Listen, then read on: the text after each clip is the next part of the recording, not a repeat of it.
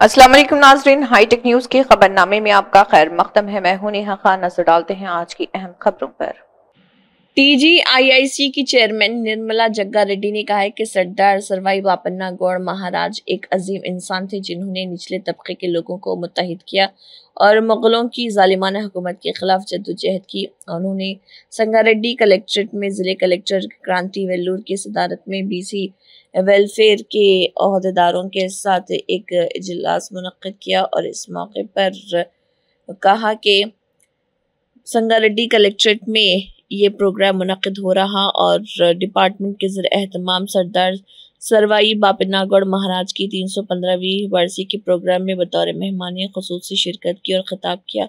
निर्मला जग्गा रेड्डी ने कहा कि समाज के कमज़ोर तबकात के लोगों को मुत्तहिद करने, एक फ़ौज बनाने और मुग़ल सल्तनत के ख़िलाफ़ लड़ने, अपने इलाके को आज़ादी दिलाने का सहरा सरदार सर्वाई बापन्ना गौड़ को जाता है। उन्होंने कहा कि वो एक अजीम इंसान थे जिन्होंने आम लोगों की फलाह व बहबूद के लिए काम किया। उन्होंने कहा कि आज के नौजवानों को सरदार सर्वाई बापन्ना को मिसाल के तौर पर लेने और मुआशरे में होने वाली बदउनवानी और ज़्यादतियों के खिलाफ लड़ने की ज़रूरत है।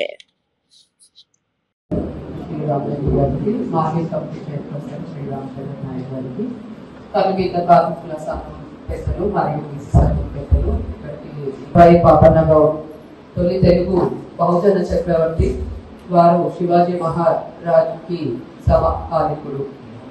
తెలంగాణ రాష్ట్ర ప్రభుత్వం సర్దార్ సర్వయ్య బాపన్న గౌడ్ గారి యొక్క వర్ధంతి మరియు జయంతి రెండు కూడా అధికారికంగా జరుపుకోవడానికి ఆదేశాలు ఇవ్వడం జరిగింది.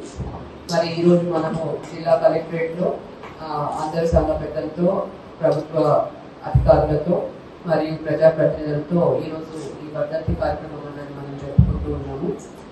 సంవత్సరంలో ఆగస్టు 18న ఉమ్మడి వరంగల్ జిల్లా నేడు జనగామ జిల్లాలో రఘునాథపల్లి మండలంలో తిలాస్పూర్ అనే గ్రామంలో జన్మించారు. వారు అప్పుడున్న మొఘల్ చక్రవర్తి యొక్క అధిక పన్నులు, వ్యక్తి చాకరీ వీటన్నిటికి వ్యతిరేకంగా కేవలం 12 మంది స్నేహితులతో వారు ప్రారంభం చేసి 12,000 మంది సైన్యాన్ని ఏర్పాటు చేసుకొని ఎన్నో కోటలను వారు అధిగమించారు.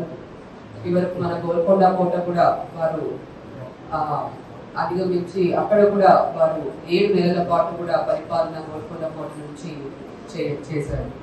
మరి ఒక సామాన్య వ్యక్తి పరిపాలకుడు కూడా కావచ్చు అన్న స్ఫూర్తి మనకు సర్దార్ సర్వయ్య బాపన్న గౌడ్ గారు అందిస్తున్నారు. మరి వారి జీవితం వారు ఇచ్చుకోవాలి. మన వచ్చే జనరేషన్స్కి కూడా వారి యొక్క గొప్పతనం, వారి యొక్క మహనీయత్వం అంతా కూడా మనము పిల్లలు కూడా నేర్పించాలి. వారి ఆశయాలతో మనందరం కూడా ముందుకు అడిగేయాలి. ఏదైతే మన ఇందాక కొన్ని సమస్యలు చెప్పారో అవన్నీ కూడా మనం ప్రభుత్వం రిజాల్వ్ చేయడానికి మనం ముందున్నాము. DVCDO గారు ప్రత్యేకంగా ఏవైతే ఇష్యూస్ చెప్పారో అవన్నీ కూడా నోట్ అవుట్ చేసుకొని తప్పకుండా అవన్నీ కూడా రిజాల్వ్ అయ్యే విధంగా మనము కృషి చేయాలి. సో దీంతో తెలంగాణ రాష్ట్ర ప్రభుత్వం అనౌన్స్ చేయడం జరిగింది. ఏప్రిల్ 5 వరకు కూడా ముందు మనకు BC కార్పొరేషన్ లోన్స్ ఏర్పాటు చేసుకోవడానికి ఒక డెడ్లైన్ అన్నది ఇవ్వడం జరిగింది. మరి అది ఒక వారం రోజుల పాటు కూడా పొడిగించడం జరిగింది. సో దీని కింద కార్పొరేషన్ లోన్స్కి అందరూ కూడా అర్హులైన వారందరూ కూడా మీరు అప్లై చేసుకోవచ్చు. దీని గురించి విస్తృత ప్రచారం చేయాలని కూడా సభావేదికగా కోరుతున్నాను. ఈ విధంగా ప్రభుత్వం BC కులాల ఎంపవర్మెంట్ కోసం హాస్టల్స్ కానీ, గురుకులాలు కానీ, ఉపాధి అవకాశాలు కానీ ఇటువంటి పథకాలు తీసుకొస్తున్నారు. డైట్ చార్జెస్ అన్నవి పెంచడం జరిగింది. సో పిల్లల యొక్క విద్య మరియు వైద్యం కోసం కూడా ఎన్నో కార్యక్రమాలు చేస్తున్నారు. కాబట్టి ఇవన్నీ అవకాశాలు కూడా సద్వినియోగం చేసుకొని అందరూ కూడా బాగా చదివి జీవితంలో పైకి రావాలని కూడా కోరుతూ సెలవు తీసుకుంటున్నాను. తీసుకొని 12,000 సైన్యాన్ని తయారు చేసి మొఘలుల సామ్రాజ్యాన్ని మరి ఎదురు తిరిగి ఆ స్థానాన్ని దక్కించుకున్నాం. మరి ఆ సైన్యాన్ని ఎట్లా, ఈయనకి లేని పరిస్థితిలో సైన్యాన్ని ఎట్లా మరి తయారు చేసుకుంటూ వాళ్ళకి ఎట్లా మరి ఆర్థికంగా మరి ఇది చేసిందంటే ఉన్న వాళ్ళని దగ్గర పోయి వాళ్ళ దగ్గర ఉన్న డబ్బును దొంగిలించి అడిగితే ఎవరు ఇయ్యరు, ఇస్తారా డబ్బు ఎవరైనా ఎవరు ఇయ్యరు. కాబట్టి పెద్ద పెద్ద సామ్రాజ్యంలో పెద్ద పెద్ద వాళ్ళ దగ్గర పోయి దొంగలించుకొని ఆ డబ్బును తీసుకొచ్చి సైన్యానికి పెట్టి మరి ఒక పటిష్టమైన నిర్ణయానికి వచ్చి రాజ్యానికే రాజు అయ్యిండు అంటే అది ఎంత గొప్పతనం చూడండి. ప్రాణాన్ని తెగించి తను అనుకున్నది చేయడానికి మరి నిర్ణయం చేసుకుని ఒక రాజు అయిపోయి ఒక కోట కాదు, వరంగల్కే కాదు, మన హైదరాబాద్ గోల్కొండ కూడా రాజు కావడం జరిగింది. అంటే మనం తెలుసుకోవాల్సింది ఆయన ద్వారా ఏంటంటే అనుకొని పట్టుదల ఉంటే ఏదైనా సాధించవచ్చు. ఎవరో అవసరం లేదు, మనం అనుకుంటే ఆ నిర్ణయాన్ని మనం గట్టిగా తీసుకెళ్తే తప్పకుండా 10 మంది మేలు చేసిన వాళ్ళం అవుతాం, మరి పేరు తెచ్చుకున్న వాళ్ళతో.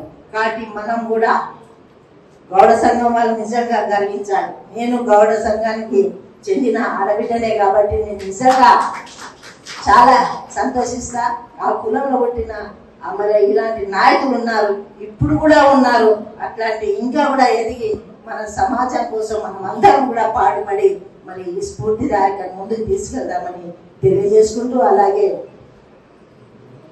వీరయాదవ్ చెప్పినట్టు గవర్నమెంట్ ఇప్పుడు కూడా బీసీ కులానికి 42% ఇవ్వడం చాలా సంతోషం. మరి అలాంటి గవర్నమెంట్ ఎన్నో గవర్నమెంట్లు వచ్చినాయి కానీ ధైర్యం చేయలే, ముందుకు వెళ్ళలేకపోయారు. కానీ మన ముఖ్యమంత్రి రేవంత్ రెడ్డి గారు ధైర్యం చేసి మరి బీసీ సంఘం కులగణన చేసి 42% మరి అసెంబ్లీలో ప్రవేశపెట్టి దాన్ని మన ప్రజలకు అందించినట్టే నిజంగా మన తెలంగాణ రాష్ట్రం నిజంగా మరి కృతజ్ఞతగా ఉండాలని తెలియజేసుకుంటూ, అన్న 5 ఎకరాల భూమిని ఇప్పుడే కలెక్టర్ నోట్ చేసుకున్నా. తప్పకుండా దాన్ని బౌండరీ ఏపించే వరకు మీతో నేనుంటా, నాతో మీరు ఉండి ముందుకు వెళ్దామని తెలియజేసుకుంటున్నాను.